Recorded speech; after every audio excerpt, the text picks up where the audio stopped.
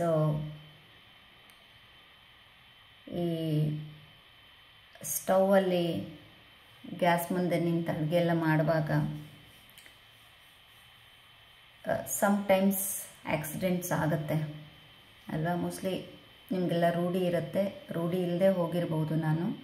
But still ಅದೇನೋ something crispy ಅಂತ. Okay, so ಅದು ಫ್ರೈ ಮಾಡೋಣ ಅಂತ ನಿಂತ್ಕೊಂಡಿದ್ದೆ.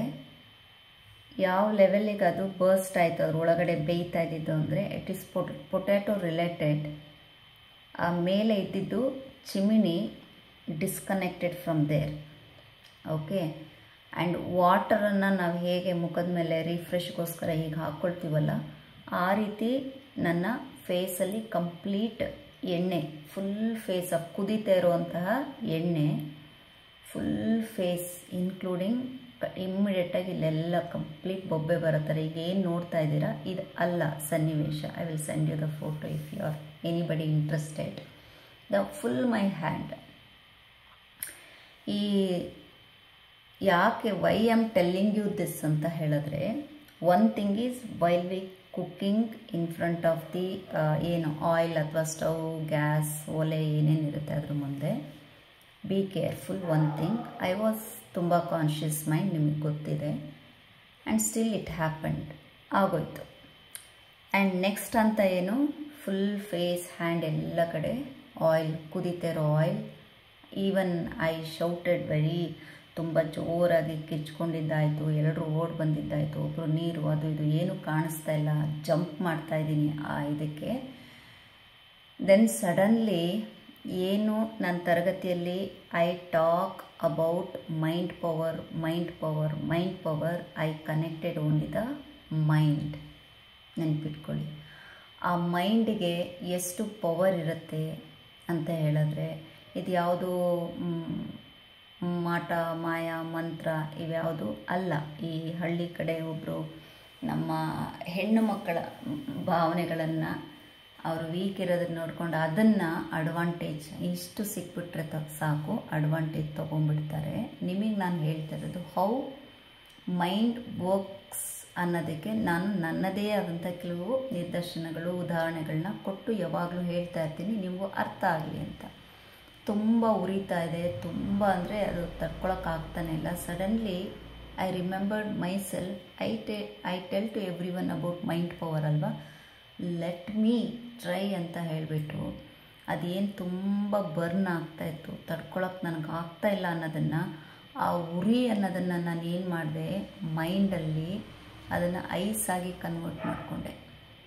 ಓಕೆ, ಸೊ ನನಗೆ ತುಂಬ ಕೂಲ್ ಆಗ್ತಾಯಿದೆ, ಕೊರೆದು ಹೋಗ್ತಾ ಇದೆ. ಐಸ್ ಇಟ್ಟರೆ ನಮಗೆ ಎಷ್ಟು ಕೊರೀತಾ ಇದೆ ಆ ಥರ ಆಗ್ತಾ ಇದೆ ಅನ್ನೋದನ್ನು ಮೈಂಡಲ್ಲಿ ಪಾಸ್ ಮಾಡ್ತಾ ಹೋದೆ.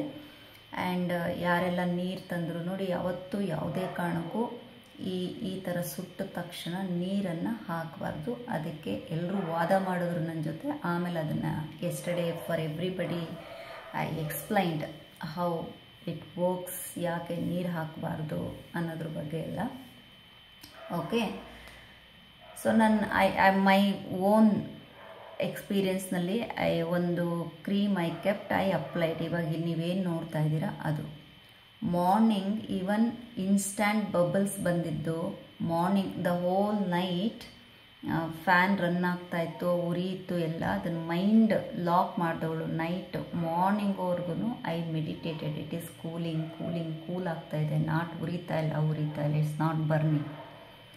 ಮಾರ್ನಿಂಗ್ ಎದ್ದರೆ my hand become like normal, there is no bubble. Okay, ಈ ಥರ ಫುಲ್ ಇದು ಕೈ ಬರಬೇಕಿತ್ತು, ನೋ ಬಬಲ್. ಫೇಸಲ್ಲಿ ಎಲ್ಲೆಲ್ಲಿ ಕಂಪ್ಲೀಟ್ ಆಯಿಲ್ ಇತ್ತು, ಅದೊಂಥರ ವಿಸ್ಮಯಕಾರಿ ರೀತಿಯಲ್ಲಿ ಅದು ಹೊರಟೋಗಿದೆ. ಕಲೆಗಳೇ ಇಲ್ವೇನೋ ಅನ್ನೋ ರೀತಿ ಹೊರಟೋಗಿದೆ. ಫೈನಲಿ ಐ ಹ್ಯಾವ್ ನಿನ್ನೆ ಇವತ್ತಿಗೆ ಈ ಲೆವೆಲಿಗೆ ಬಂದಿದೆ. ಅದರ್ವೈಸ್ ಮುಖ ಎಲ್ಲ ಇಷ್ಟು ದಪ್ಪ ಇರಬೇಕಿತ್ತು. ಯಾಕಿದನ್ನು ನಿಮ್ಗೆ ಹೇಳ್ತಾ ಇದ್ದೀನಿ ಅಂದರೆ, ಮೈಂಡಿಗೆ ಅಷ್ಟು ಪವರ್ ಇದೆ. ಅರ್ಥ ಆಯ್ತಾ? ಸೊ ಹಾಗಾಗಿ ನೀವೇನು ಮಾಡಿ, ಈ ಯಾವತ್ತು ಗುರುಮನ ಹಾಡಿ ಹೊಗಳಿ ಪೂಜೆ ಮಾಡಿ ಅಂತ ನಾನು ಯಾವತ್ತೂ ಹೇಳಲ್ಲ. ನಿಮಗೆ ಫಲಿತಾಂಶ ಬೇಕು ಅಂದರೆ ಗುರುಮ ನಿಮಗೆ ಯಾವತ್ತೂ ಏನು ಹೇಳ್ತಾಳೆ ಅಂದರೆ, ಅವಳು ಏನು ಹೇಳ್ತಾಳೋ ಅದನ್ನು ಪಾಲನೆ ಮಾಡಿ. ನನ್ನ ನೀವು ಹೊಗಳೋದು ಬೇಡ, ನನ್ನ ಪೂಜೆ ಮಾಡೋದು ಬೇಡ, ನನ್ನ ಬಗ್ಗೆ ಹಾಡು ಬರೆಯೋದು ಬೇಡ, ಹಾಡಾಡೋದು ಬೇಡ. ನಾನು ಏನು ಹೇಳ್ತೀನಿ ಅದನ್ನು ನೀವು ಫಾಲೋ ಮಾಡಿ. ಬೆಸ್ಟ್ ಎಕ್ಸಾಂಪಲ್, ಸ್ಕೂಲಲ್ಲಿ ಟೀಚರ್ಸ್ ಇದ್ದೀರಿ. ಈಗ ಪದ್ಮಾವತಿ ಟೀಚರ್, ಅನಸೂಯ ಟೀಚರ್ ಬಹಳ ಫೇವ್ರೇಟ್, ಮೈತ್ರಿ ಟೀಚರ್ ಬಹಳ ಫೇವ್ರೇಟ್. ಮಕ್ಕಳೇನು ಮಾಡಿಬಿಡ್ತಾರೆ, ನಮ್ಮ ಪದ್ಮಾವತಿ ಟೀಚರ್ ನಂಗೆ ಫೇವ್ರೇಟ್ ಅಂತ ಅವ್ರ ಬಗ್ಗೆ ಹಾಡ್ತಾ ಹೊಗಳ್ತಾ ಅವ್ರ ಗುಣಗಾನ ಮಾಡ್ತಾ ಇದ್ದು ನೇರ ಎಕ್ಸಾಮ್ ಬರೆದ್ರೆ ಪಾಸ್ ಆಗ್ತಾರಾ ಮಕ್ಕಳು? ಪಾಸ್ ಆಗ್ತಾರಾ? ನೋ. ಏನು ಮಾಡಬೇಕು? ಪದ್ಮಾವತಿ ಮೇಡಮ್, ಅನಸೂಯ ಮೇಡಮ್ ಹೇಳಿರ್ತಾರೆ, ಮಕ್ಕಳೇ ಚೆನ್ನಾಗಿ ಓದಬೇಕು, ನೋಡಿ ಇದು ಮಾರ್ಕ್ಸ್ ಬರುತ್ತೆ, ಇದು ಬರುತ್ತೆ, ನೀವು ಉತ್ತಮ ಪ್ರಜೆ ಆಗಬೇಕು, ಹೀಗೆ ಮಾಡಬೇಕು, ಹಾಗೆ ಮಾಡಬೇಕು, ಅದನ್ನು ಪಾಲನೆ ಮಾಡಬೇಕು ಅವರು. ಹೌದಾ ಇಲ್ಲ? ಆ ಥರ ಓದಿದರೆ ಅವರು they will pass in the examination, they will get good marks. Yes or no? Okay. So ನಾನು ಅಂತೂ ಎಲ್ಲರ ಸಮಾಧಾನಕ್ಕೆ ಯೆಸ್ಟರ್ಡೇ ಐ ವೆಂಟ್ ಹಾಸ್ಪಿಟಲ್. ಹೌದಲ್ಲ? ನಾನು ಹಾಸ್ಪಿಟಲ್ಗೆ ಹೋಗ್ಬಿಟ್ಟು ವೈದ್ಯರನ್ನ ಅವರೇನೋ ನಾನು ಸ್ವಲ್ಪ ಚೆನ್ನಾಗಿ ಟ್ರೀಟ್ ಮಾಡಿಬಿಟ್ರು, ಓ ಗೊತ್ತಿರೋರು ನೀವಾ ಹಿಂಗೆಲ್ಲ ಅಂದು ಚೆನ್ನಾಗಿ ಟ್ರೀಟ್ ಮಾಡಿಬಿಟ್ರು ಅಂತ ಹೇಳ್ಬಿಟ್ಟು ಬಂದ್ಬಿಟ್ಟು ನಾನು ವೈದ್ಯರನ್ನು ಹಾಡ್ತಾ ಹೊಗಳ್ತಾ ಪೂಜೆ ಮಾಡ್ತಾ ಕೂತ್ಕೊಂಡ್ರೆ ನನಗೆ ಕಣ್ಗಳು ಹುಷಾರಾಗುತ್ತಾ? ಇಲ್ಲ. ವೈದ್ಯರೇನೋ ಹೇಳಿದರು, ಗುರುಮ 2 ಡ್ರಾಪ್ಸ್ ಕೊಟ್ಟಿದ್ದೀನಿ, ದಿನಕ್ಕೆ 6 ಸಲ 2 ಸಲ ಈ ಥರ ಹಾಕಬೇಕು ಅಂತ ಅವ್ರು ಹೇಳಿದ್ದನ್ನು ನಾನು ಪಾಲನೆ ಮಾಡಿದ್ರೆ ನನ್ನ ಕಣ್ಗಳು ಬೇಗ ಇವತ್ತು ಆಲ್ರೆಡಿ ಹುಷಾರಾಗಿದೆ. ನೈಟೆಲ್ಲ ಎವ್ರಿ ಅವರ್ ಹಾಕಿ ಹುಷಾರಾಗಿದೆ. ಹೌದಾ ಇಲ್ಲ? ಎಲ್ಲಿ ತಪ್ತಾ ಇದ್ದೀವಿ ನಾವೆಲ್ಲ? ಪಾಲನೆ ಮಾಡೋದ್ರಲ್ಲಿ. ಗೊತ್ತಾಯ್ತಲ್ಲ ಕರುಣ? ಕೇಳಿಸ್ಕೋತೀವಿ, ವಿ ಲಿಸನ್. ಗುರುಗಳನ್ನು ಹಾಡ್ತೀವಿ, ಹೊಗಳ್ತೀವಿ, ಪೂಜಿಸ್ತೀವಿ.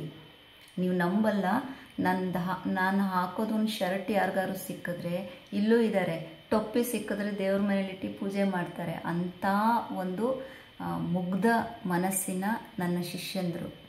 ಓಕೆ, ಅವರೇನು ನನ್ನ ದೇವರು, ಇವತ್ತಿಗೂ ನೀವೇ ನನ್ನ ದೇವರು. ಓಕೆ, ಆದರೆ ಒಂದು ಹೇಳ್ತೀನಿ ಕೇಳಿ, ಪಾಲನೆ ಮಾಡಿ.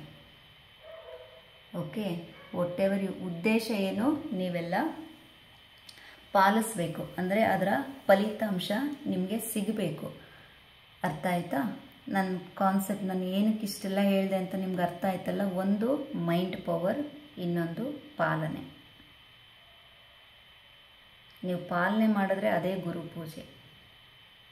ಓಕೆ, ಆದರೆ ನಮ್ಮ ದೇಶದಲ್ಲಿ ಏನಾಗ್ತಾ ಇದೆ, ಪಾಲನೆ ಮಾಡ್ರಪ್ಪ ಅಂತ ಅಂದರೆ ಗುರು ಪೂರ್ಣಿಮೆ ಬಂತು, ಗುರುಮ ಎಲ್ಲಿದ್ದರೂ ಸರಿ, ಹೆಂಗಾದರೂ ಮಾಡಿ, ಯಾವ ಸ್ಥಿತಿಲಿದ್ರೂ ಬಿಡಂಗಿಲ್ಲ. ಅವ್ರನ್ನ ಹಿಡಿದು ಕೂರಿಸಿ ಪಾದ ಪೂಜೆ ಮಾಡಿಬಿಟ್ರೆ ನಾನು ಒಳ್ಳೆ ಶಿಷ್ಯ. ಪಾಲಿಸಿ ಆಚರಣೆ. ನಾವೆಲ್ಲರೂ ಎಲ್ಲೆಡುತ್ತಾ ಇದ್ದೀವಿ, ಎಲ್ಲರೂ ಮಾತಾಡೋರಾಗಿದ್ದೀವಿ, ಹಿಂಗೆ ಮಾಡಿ ಹಂಗೆ ಮಾಡಿ ಅಡ್ವೈಸ್ ಮಾಡೋರಾಗಿದ್ದೀವಿ. ಪಾಲಿಸೋರು ಯಾರೂ ಇಲ್ಲ, ಆಚರಣೆಗೆ ಯಾರೂ ತರ್ತಾ ಇಲ್ಲ. ನಾವು ಫಸ್ಟು ಆಚಾರಿಗಳಾಗಬೇಕು. ಆಚರಿಸಿ. ಅಂಡರ್ಸ್ಟುಡ್? ಪಾಲನೆ ಮಾಡ್ತೀರಾ ಎಲ್ಲರೂ? ಸುಮ್ಮನೆ ಕೇಳೋದು, ಗುರುಮ ಡಯಟಿಂಗ್ ಹೇಳಿ ಗುರುಮ, 2 ದಿನ ಫಿನಿಶ್, ಮರ್ತೋಯ್ತು. ಆಮೇಲೆ ಗುರುಮ ಏನಾದ್ರು ಒಂದು ಹೀಲಿಂಗ್ ಹೇಳ್ಕೊಳ್ಳಿ, ವಾಟರ್ ಥೆರಪಿ ಜೋಶಲ್ಲಿ ಮಾಡಿದ್ರು 3 ಡೇಸ್ ಫಿನಿಶ್. ಒಳ್ಳೆಯದಾಗ್ಲಿತ್ತೆ. ಇದು ಧ್ಯಾನ. What I said, what you heard, what it went, what you're recalling in the mind, that is again dhyana. Understood now? Okay, thank you. God bless you. Sairam. ಶವಾಸನ ಮಾಡಿ. ನಾನು ಹೇಳಿದ್ರಲ್ಲಿ ಏನಾದರೂ ತಪ್ಪಾಗಿದ್ದರೆ ನನಗೆ ನೀವು ಏನು ಹೇಳ್ತೀವಿ, ಲೆಫ್ಟ್ ಟು ರೈಟ್ ತಗೊಂಡು you can write. Okay, thank you. Let me know how is your lesson.